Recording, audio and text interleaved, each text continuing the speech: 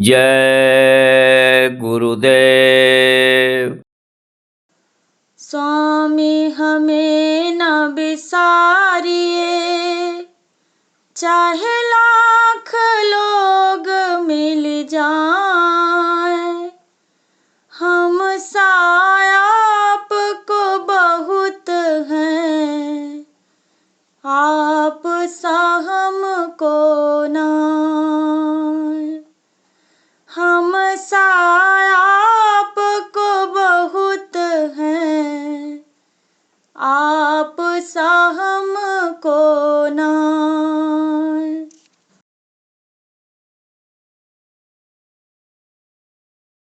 मेरे स्वामी जय गुरुदेव, मेरी सूरत जगा देना। मेरे स्वामी जय गुरुदेव, मेरी सूरत जगा देना। मेरी सूरत जगा देना, मेरी सूरत जगा देना। मेरी सूरत जगा देना, मेरी सूरत जगा देना। भूला भटका हूँ मैं, मुझे राह दिखा देना। भूला भटका हूँ मैं, मुझे राह दिखा देना। ये मृत्यु लोक स्वामी, इसमें दुख भारी है। ये मृतलोक स्वामी, इसमें दुख भारी है। यहाँ सुखी नहीं कोई, दुखिया संसारी है। यहाँ सुखी नहीं कोई, दुखिया संसारी है। इस दुख के सागर से मुझे पार लगा देना। इस दुख के सागर से मुझे पार लगा देना। ये मन बड़ा चंचल है, कैसे मैं भजन करूं। ये मन बड़ा चंचल है, कैसे मैं भजन करूं। करो दया दृष्टि मुझ पर, जिससे इसे बांध सकूं। करो दया दृष्टि मुझ पर, जिससे इसे बांध सकूं। दे कर के युक्ति कोई, इसको बंधवा देना। दे कर के युक्ति कोई, इसको बंधवा देना। गुरुदेव तेरी रहमत दिन रात बरसती है। गुरुदेव तेरी रहमत दिन रात बरसती है। एक बूंद ही मिलने को मेरी रूह बरसती है। एक बूंद ही मिलने को मेरी रूह तरसती है। करो दया दृष्टि मुझ पर, एक बूंद पिला देना। करो दया दृष्टि मुझ पर, एक बूंद पिला देना। स्वामी इस जीवन की बस एक तमन्ना है। स्वामी इस जीवन की बस एक तमन्ना है। जब दम निकले मेरा, मेरे सामने आना है। जब दम निकले मेरा, मेरे सामने आना है। मेरे अंत समय स्वामी मुझे दर्श दिखा देना। मेरे अंत समय स्वामी मुझे दर्श दिखा देना। भोला भटका हूँ मैं, मुझे राह बता देना। भूला भटका हूँ मैं, मुझे राह बता देना। मेरे स्वामी जय गुरुदेव, मेरी सूरत जगा देना। मेरे स्वामी जय गुरुदेव, मेरी सूरत जगा देना। जय गुरुदेव। जय गुरुदेव।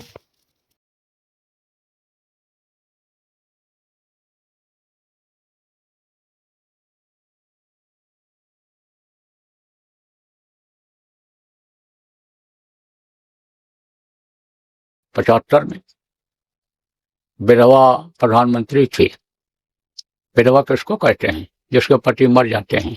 गुरु महाराज हमारे बेवा प्रधानमंत्री कहा करते थे, गांव में बेवा भी कहते हैं। तो वो प्रधानमंत्री थी, तो वो अपने पूरे एक तरह से रो में आ गई कि हम ही विश्व प्रसिद्ध नेता बन जाएं, और कोड़े से मार करके एक तरह से कंट्रोल में करने जनता को। तो समझो कि उसने अत्याचार करना शुरू कर दिया है। उसके साथ जो लोग थे, उसके जो समझो चाटुकार कर्मचारी थे, वो लोग जनता को भेड़ बकरी समझ करके एक तरह से वैसा व्यवहार करने लग गए। तो ऐसी स्थिति में हमारे गुरु महाराज को आगे आना पड़ा। पहले तो हमेशा देखो, महात्मा समझाते हैं, बताते हैं। राम भगवान ने भी समझाया, कृष्ण भगवान ने भी समझाया, लेकिन जब नहीं मानते हैं तब उनको उपाय अपनाना पड़ता है, उपाय करना पड़ता है। तो उन लोगों ने तो समझो कि हथियार उठा लिया था, जैसे राम ने धनुष और बाण उठा लिया, कृष्ण ने चक्र सुदर्शन का इस्तेमाल किया। तो संत होने के कारण गुरु महाराज भी वही महान आत्मा जो मोहन चंद्र गांधी थे, जो उन्होंने अस्त्र अपनाया था अहिंसा का, वही अपनाया गुरु महाराज ने भी। लेकिन कहा गया सचिव वैद गुर तीन जो, अब प्रिय बोले भाई आस, राज धर्म तन तीन कर, कोई बेग है नाश। राजा का मंत्री अगर राजा का मुंह देखी बात करे, जैसा राजा चाहे वैसा अगर करे या करावे, तो समझ लो राज खत्म हो जाएगा। क्योंकि बहुत कुछ तो मंत्री ही करते हैं। देखो दफ्तरों में कौन काम करता है ज्यादा? क्लर्क लोग करते हैं, पीए लोग करते हैं, अधिकारी तो खाली निर्देश दे देता है, काम वही करते हैं। कहा गया ना कि यानी अफसर करे ना अफसरी और दफ्तर करे ना वर्क और दास मलूका कहे गए सब कुछ करें क्लर्क। तो ऐसे ही समझ लो आपकी यानी जो होते हैं ये कौन करने वाले होते हैं? कर्मचारी होते हैं। तो गुरु महाराज जो है वो समझाते थे। सचिव वैद्य आपको बता रहा था कि राजा का मंत्री अगर मुंह देखे बात करे तो समझ लो आपकी राज खत्म हो जाएगा। तो वैद्य जो कोई बीमार आदमी है उसकी कोई चीज खाने की इच्छा है, जैसे मान लो बुखार है, बुखार में ठंडी चीज खाने की इच्छा है, छाछ मट्ठा पीने की इच्छा है, और वैद्य ने कह दिया हाँ ठीक है पी लो, तो समझ लो बुखार और बढ़ेगा, कम नहीं होगा। सचिव वैद्य गुरु तीन जो गुरु का काम करते हैं, उपदेश करते हैं, जो लोगों को समझाते बताते हैं, अच्छा पथ दिखाते, अच्छा रास्ते पर चलाते हैं कि जिससे सुख मिले, शांति मिले और समझो आत्म कल्याण हो, वो लोग अगर एकदम मुदेखी बात करें, सामयिक बात करें, तो समझो कि धर्म कर्म सब खत्म हो जाता है। तो गुरु महाराज बहुत सी बातों को बोलने लग गए, मंच से बोलने लग गए। उनको कोई डर था? कोई डर उनको नहीं था गुरु महाराज को। ये जो संत होते हैं डरते नहीं हैं, मानव व्यवहार में तो रहते हैं, मनुष्य शरीर में तो रहते हैं, लेकिन वो डरते ऐसे नहीं हैं कि कोई उनको दबा ले जाए, दबा करके काम करा ले जाए, खरीद करके काम करा ले जाए, ऐसे नहीं हुआ करते हैं। तो गुरु महाराज बोलने लग गए, दो एक बातें ऐसी बोल दिया कि जो भविष्य में होने वाली थी, क्योंकि ये जो है नवयुग दृष्टा जिसको कहा गया है, यानी आगे आने वाला भी देख लेते हैं। जो पूरे संत होते हैं आगे क्या होने वाला है उसको भी देख लेते हैं और बता देते हैं जब, तो वही भविष्यवाणी कहलाती है। तो उस समय भविष्यवाणियां कुछ कर देते थे। तो गुरु महाराज ने कहा कि भारत देश के प्रधानमंत्री के हाथ में, उस वक्त की बात है, कब की? आप ये समझो 73-74 की बात है। आप समझो उस समय बोलते थे कि प्रधानमंत्री के हाथ में ऐसी विप्लवकारी रेखा है, इस बेवा प्रधानमंत्री के हाथ में ऐसी विप्लवकारी रेखा है कि करोड़ लाखों लोगों की जान इसकी वजह से चली जाएगी। तो नाराज हो गई और वो उस समय पर समझो नसबंदी वगैरह कराने का, प्रकृति के नियम के खिलाफ काम करने का फैसला कर लिया था। तो कुछ बातें ऐसी जो बोले गुरु महाराज कि जो है ये अप्राकृतिक चीज है, जो प्रकृति ने बनाया है उसका काट पीट ठीक नहीं है, स्वास्थ्य खराब होता है इससे, और ये सब चीजें जो वास्तव में आप ये समझो कि वास्तव में नुकसान वाली चीजें थी और नुकसान लोगों का होता था उससे, वो जब बताने लग गए तो चिढ़ गई। और चिढ़ने के बाद कुछ और भी उस समय पर महात्मा जो थे, साधु जो थे और जो अच्छे लोग थे, धार्मिक लोग थे, या जो देश के प्रति प्रेम रखते थे, देश की जनता के प्रति प्रेम रखते थे, उनको अपना समझते थे, वो लोग विरोध करने लग गए। तो उसने क्या किया, इमरजेंसी लगा दिया, आपातकालीन स्थिति। अब आपातकालीन स्थिति जब लगा दिया तो सारा अधिकार किसके हाथ में चला गया? अधिकारियों के हाथ में चला गया, प्रधानमंत्री के हाथ में चला गया। अब वो समझो कि पकड़वा करके और जेलों में डलवाने लग गई। उसने तो सोचा यही कि ये सब लोग बंद कर दिए जाएंगे तो हम अकंटक राज करेंगे। उसी तरह से जैसे अंग्रेज अपना जड़ जमा लिए थे और लोग कहते थे कि सूरज जहां से निकलता है और अस्त होता है वहां तक अंग्रेजों का राज हो गया, अब इनको कौन हटा पाएगा। ऐसे उस समय भी लोग कह रहे थे कि अब तो 50 साल तक ये कांग्रेस राज करेगी, अब इसको कोई हटा नहीं सकता है। अरे उस बेवा प्रधानमंत्री का चाटुकार किसको कहते हैं? चापलूस जानते हो? बता दें, एक राजा का मंत्री बड़ा चाटुकार था, राजा का बहुत। तो क्या हुआ, कहा कि एक दिन रसोईया ने बना दिया क्या, अरे समझो भोरता जिसको कहते हैं चोखा। किसका बनाया? बैगन का। तो बैगन के अंदर लहसुन डाल दो या बैगन का चोखा में लहसुन डाल दो, तब तो गैस नहीं बनाता है, नहीं तो बैगन ठंडा भी होता है और गैस भी बनाता है। तो राजा को गैस बन गया। तो जब दरबार में गए तब बोले, कहा कि देखो आज बैगन का भुट्टा खिला दिया, चोखा खिला दिया और आज गैस बन गई। तब मंत्री क्या बोला? मंत्री बोला, हाँ सरकार, इसीलिए तो उसका नाम है बेगुन। बेगुन, उसमें कोई गुण नहीं है। गलती तो किया उसने, उसको डांट लगाऊंगा। अब दूसरे दिन रसोइया को सब तरीका मालूम था कि जैसे अरुई की सब्जी बनाने में अजवाइन डाल दी जाती है तो उसकी गरिष्ठता कम हो जाती है, उड़द की दाल में हींग डाल दिया जाता है तो उसकी गरिष्ठता कम हो जाती है, कम नुकसान करता है। केला खाने के बाद आप समझो इलायची खा लिया जाता है तो हजम हो जाता है। बेर खाने के बाद गन्ना का रस पी लिया जाता है, हजम हो जाता है। चावल ज़्यादा खाने के बाद में यानी थोड़ा नारियल का टुकड़ा, यानी जिसको खोपरा कहते हो, वो खा लिया जाए या नारियल का पानी पी लिया जाए तो चावल हजम हो जाता है। इसी तरह से उसको मालूम था कि लहसुन हम डाल देंगे तो गरिष्ठता कम हो जाएगी, गैस नहीं बनेगी।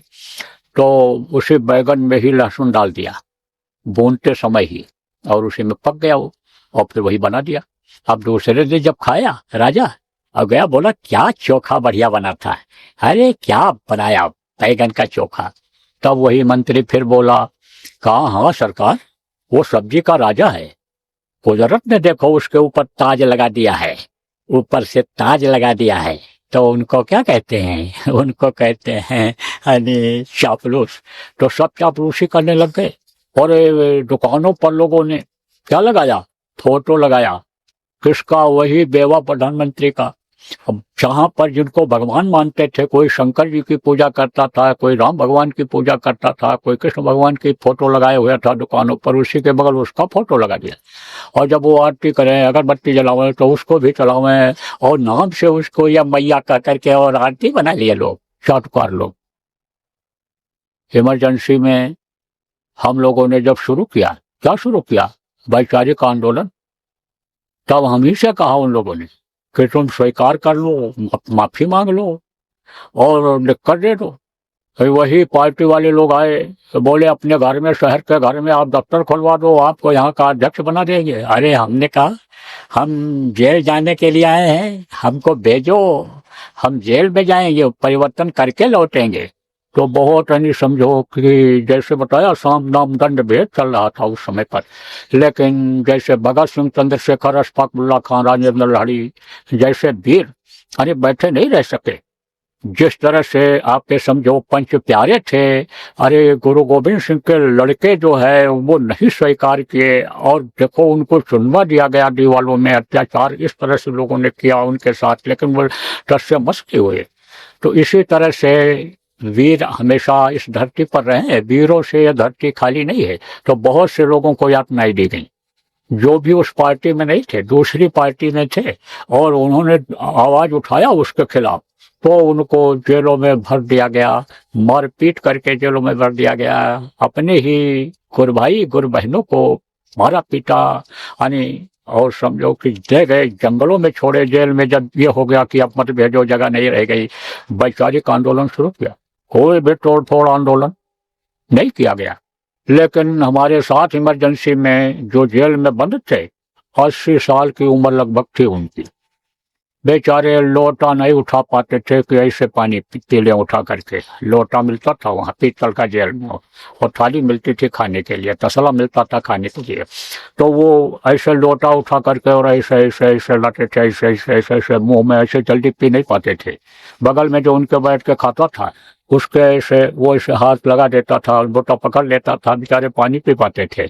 उनको दिखा दिया कि ये टेलीफोन के खंभे पर चढ़ करके टेलीफोन का तार काट रहे थे, ये देश विरोधी, राष्ट्र विरोधी काम कर रहे थे। मजिस्ट्रेट ने जब उनको देखा मुस्कराया, कहा बाबा टेलीफोन का तार काट रहे थे क्या? अरे बोले सरकार देख लो हम। मुस्कराया वही मजिस्ट्रेट, कहा जाओ अब जाओ, तुमको हम छोड़ देते हैं सबको, और जितना दिन रहे हो तुम लोग वही तुम्हारी सजा हो जाती है, आज ही छोड़ देता हूँ, जाओ तुम लोग बुढ़े हो, तुमको कहीं सरकारी नौकरी थोड़ो मिलनी है कि तुम्हारा ये रिकॉर्ड में आ जाएगा सजा में, जाओ छोड़ देते हैं। लेकिन अब बैठना मत। जब इमरजेंसी की घोषणा, यानी जब ये हो गया, चुनाव की घोषणा हो गई, तो मैं आपको बता रहा था कि गुरु महाराज के साथ भी बहुत मतलब एक तरह से अत्याचार किया। लेकिन गुरु महाराज हमारे शुरू से ही यानी समझो हर परिस्थितियों में रहने के आदी बन चुके थे, क्योंकि गुरु महाराज को बचपन से ही तकलीफ झेलनी पड़ी थी, तो हर परिस्थिति में रहने के लायक हो गए थे। और फिर तो वो महापुरुष थे, लेकिन अपनी शक्ति को दबाए हुए थे, क्योंकि तब से चूके राज मिलत है और राज से चूके नर का। तपस्या जो करता है, जो अच्छा कर्म करता है, वो कहा जाता है स्वर्ग और वैकुंठ में जाता है। और स्वर्ग वैकुंठ का समय जब पूरा हो जाता है, तपस्या का फल पूरा मिल जाता है, तब वो कहाँ जन्म लेता है? अच्छे अच्छे घरों में जन्म लेता है, बड़े आदमियों के यहाँ जन्म लेता है। वही समझो राजा महाराजा हो जाया करता है, वही बड़े बड़ा सेठ हो जाया करता है, बड़ा बड़ा नेता हो जाया करता है। तो तब से चूके राज मिलत है और राज से चूके नर का। जो राज धर्म का पालन नहीं कर पाता है, जो प्रजा को भेड़ और बकरी समझ लेता है, जो प्रजा को अपना नहीं समझ पाता, अपने बच्चे की तरह से पालन पोषण जो नहीं कर पाता है, या अपना बच्चा अपना पराया समझ लेता है कि ये दूसरे का है और ये मेरा है, इसको जो सोच लेता है, उसके लिए नर्क का दरवाजा खुल जाता है, प्रेत आत्माओं में चला जाता है। देख लो पूरे खानदान का एक जैसा हाल हुआ, 2 बेटे उसके, और वो अकाल मृत्यु में गई। अकाल मृत्यु किसको कहते हैं? बगैर उम्र पूरे किए हुए जो शरीर छोड़ देता है, उसको अकाल मृत्यु कहा जाता है। अकाल मृत्यु में गए, चिथड़े उड़ गए चिथड़े। गुरु महाराज कहा करते थे, बच्चा तेरा कचूमर निकल जाएगा। फिर समझाया कचूमर किसको कहते हैं, कि जैसे गाड़ी जा रही हो और कोई कुत्ता रास्ते में आ गया और गाड़ी से दब गया, तो उसके चिथड़े उड़ जाते हैं, यानी हाथ अलग, पैर अलग, मुंह अलग, ये सब कान अलग अलग हो जाया करता है। वही हाल सबका हुआ। देखो मैं बुरा किसी का नहीं चाहता हूँ, मेरा काम ही नहीं है बुरा चाहना, लेकिन इसलिए याद दिला रहा हूँ कि अच्छा का परिणाम अच्छा होता है, अच्छे कर्मों का परिणाम अच्छा होता है, और बुरा कर्म जो कर डालता है अपने स्वार्थ के लिए, अपने मान सम्मान के लिए, उसका बुरा परिणाम होता है। तो इसलिए याद दिलाता हूँ आज एक 23 मार्च मुक्ति दिवस के दिन, जिस दिन गुरु महाराज जेल से निकले थे, मुक्ति दिवस मनाया जाता है। उस दिन उस तिथि पर आज आपको याद दिला रहा हूँ, लोगों को याद दिला रहा हूँ कि भाई आप ऐसा कोई कर्म न करना कि जिससे अन्य समझो कि वैसी सजा मिल जाए जैसी उन लोगों को मिली। तो मैं आपको बता रहा था कि गुरु महाराज को बड़ी यातनाएं भोगनी पड़ी, बेड़ियां तक डलवाया। 125 दिन तक गुरु महाराज बेड़ी में रहे, तन्हाई में रहे। तन्हाई में क्या होता है, एक कमरे में बंद कर देते हैं, फांसी गारा, तन्हाई या अलग अलग वहां पर होता है। हम लोग सब घूम करके तो देखे रहे थे, हम भी इमरजेंसी में जेल में गुरु महाराज के जाने के बाद, यानी 250 लोग हम लोग रहे थे। तो आप ये समझो प्रेमियों कि तन्हाई अलग होती है, फांसी गारत की कोठरी ऐसी होती है कि खाली बस पैर ऐसे फैलता है, मुश्किल से 7 फुट लंबी होगी वो, और चौड़ाई भी उसकी मुश्किल से 4 फुट की रहती है, ऐसे यानी 4-5 फुट की ऐसे रहती है। और उसी में टट्टी करो, उसी में पेशाब करो, उसी में खाओ, उससे बाहर निकालते नहीं हैं कि कहीं लेटरिन भी बनी है वहां तो चले जाओ लेटरिन कर आओ। बाकी बैरिक वालों के लिए लेटरिन अलग बनी रहती हैं, नहाने की भी व्यवस्था वहां रहती है, लेकिन फांसी गारर वालों की नहीं रहती, कोई मिल नहीं सकता है उनसे। तो इस तरह से गुरु महाराज को रखा, ये घोषणा किया कि एक जेल से दूसरे जेल में जब भेजा, बेंगलोर जब भेजा, हथकड़ी बेड़ी लगा करके भेजा। गुरु महाराज से वो लोग समझौता करना चाहते थे, लेकिन गुरु महाराज जब समझौता नहीं किए तो गुस्से में आकर के आदेश दे दिया कि भेज दो बंगलोर में, और का निगरानी रखना। बहुत बड़ा माफिया जा रहा है, बदमाश है ये उत्तर प्रदेश का। उसने जब देखा गुरु महाराज को सुपरिटेंडेंट ने, तो कहा कि आप बदमाश हो। अरे बोले आपको देखो आप क्या लग रहा हूँ। जब बताया, जब उसने अध्ययन किया कि ये तो भाई महात्मा है, उपदेश करते थे अन्य साधुओं को, अन्य महात्माओं को, जैसे उसने बंद कर दिया है ऐसे इनको भी बंद कर दिया है।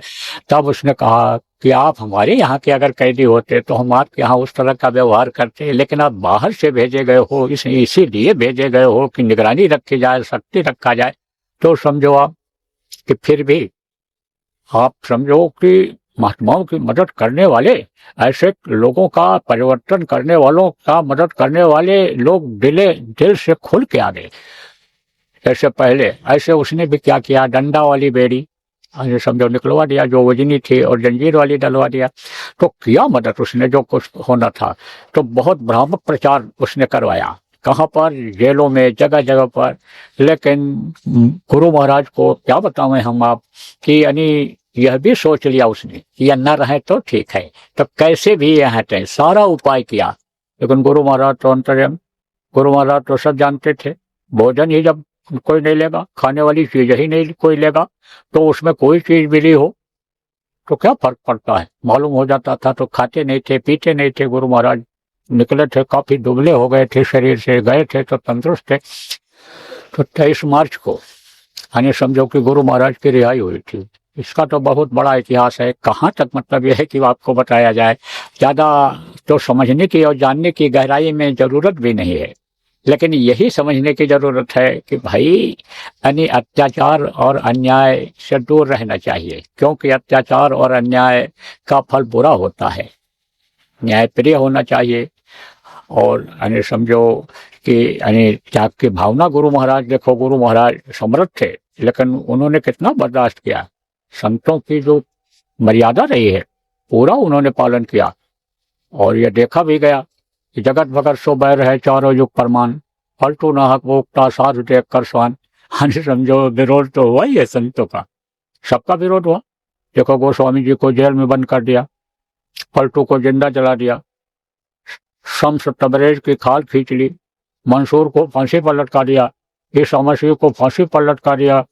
आप देखो यानी तेग बहादुर के साथ अन्याय हुआ और उनका गले काट दिया गया। हाँ वे समझो कि यानी समझो अर्जुन देव महाराज को, यानी वो भी गुरु थे, सदगुरु थे, यानी गुरु परंपरा में ही थे। आप समझो कि उनको तपते हुए तवे के ऊपर बैठाया गया, नानक साहब को बोझा ढुलवाया गया, कबीर साहब को कितना परेशान किया लोगों ने। तो यह तो रहा ही है, जगत भगत सो बैर है चारों युग परमान। लेकिन सोना को जब तपाया जाता है तब उसमें निखार आता है, कसौटी पर जब कसा जाता है तब उसकी कीमत बढ़ती है। ऐसे ही गुरु महाराज ने बहुत कुछ बर्दाश्त किया प्रेमियों। कहा ना, काट कूट धरती सहे, खोद खाद धरती सहे, खोद खाद धरती सहे, और काट कूट बन रहा है, और कुटिल वचन साधु सहे, और सहा न जाए। धरती देखो, खोदते लोग चले जाते हैं, कुछ बोलती है, हिलती नहीं है धरती, समझा।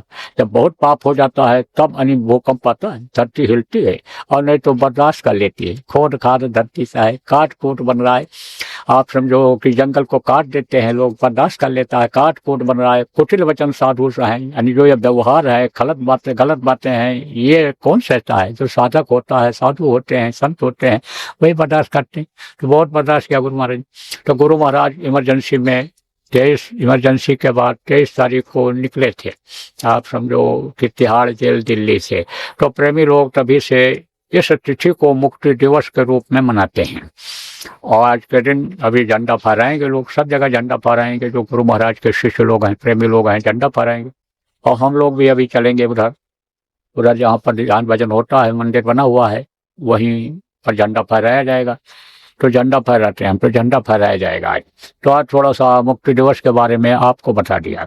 अब यह है कि सुबह 6 बजे से और 8 बजे के बीच में ही झंडा फहरा दिया जाता है, और ये फिर उतारा जाएगा 30 मार्च को। 30 मार्च को सुबह इसी समय 8 से यानी 6 से और 8 के बीच में झंडा को उतार दिया जाता है। बाकी तब तक ये लगा रहता है। लोग अपने घरों पर जय गुरुदेव नाम का झंडा लगाए रहते हैं। सफेद कपड़े के ऊपर लाल रंग से जय गुरुदेव जिस पर लिखा हुआ रहता है, ऐसा झंडा लोग लगाते हैं।